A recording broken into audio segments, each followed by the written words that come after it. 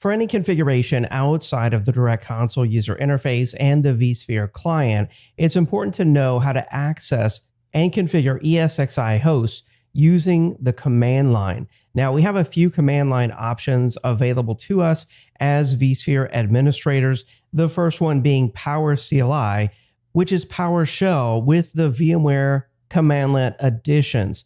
So if you're familiar with PowerShell and you want to administer ESXi hosts from the command line, I encourage you to check out PowerCLI. Now, we won't be covering PowerCLI in this module or in this course, but I do want to show you how to access an ESXi host both using SSH or the secure shell, as well as the local ESXi shell access.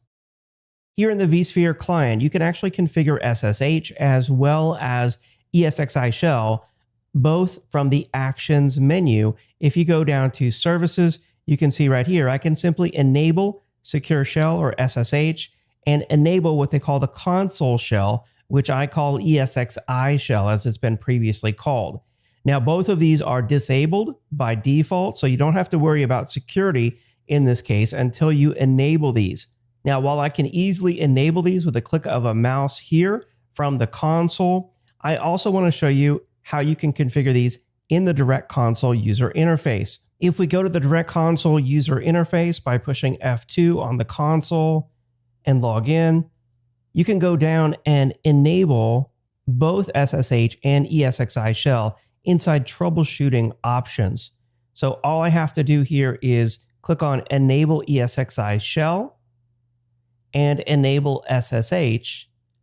And both of these are now enabled. You can see on the right, it says SSH is enabled and ESXi shell is enabled. Now to access ESXi shell, I'm going to go ahead and exit out of here, back to the main console screen, then hold down Alt and press F1.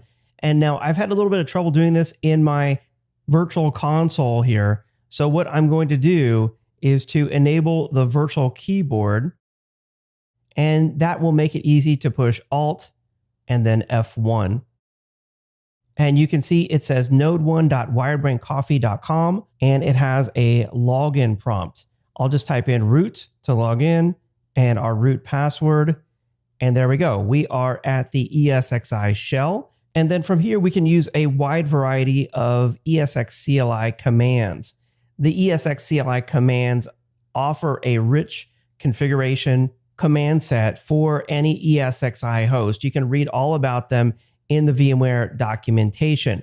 You can also, of course, perform the more traditional Linux commands like ls-l. Again, the ESXi shell can only be accessed from the command line. To exit out of it, I'll type exit. I'm back at the command prompt, and to get back to the main screen, I'll hold down Alt and push F2.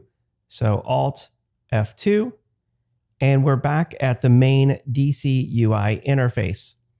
So now to access the host over the network using Secure Shell, you're going to use a Secure Shell client. For example, on Windows, I would recommend downloading PuTTY, which is a free SSH client for Windows. It's very popular. On a Mac, you have an SSH client built in.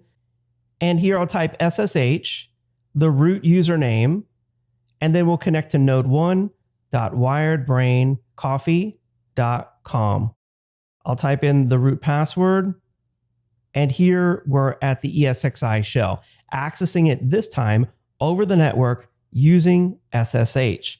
And again, I can type ESXCLI and perform all the ESXi administration commands that I might want to. For example, core, storage core, device, list, to list out all of my storage devices. I can pipe that to more and get detailed information on all the storage devices connected to this host. I can also perform, your more traditional Linux commands like an ls-l. So that's how easy it is to configure SSH and ESXi shell access to your new ESXi server.